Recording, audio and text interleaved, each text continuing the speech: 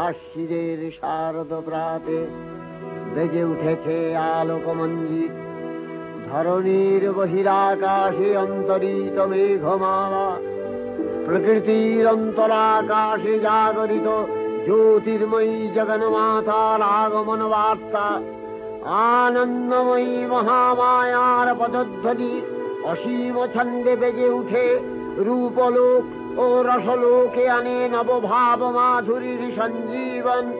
তাই আনন্দিতা শ্যামলী মাতৃকার চিন্ময়ীকে মৃন্ময়ীতে আবাহন।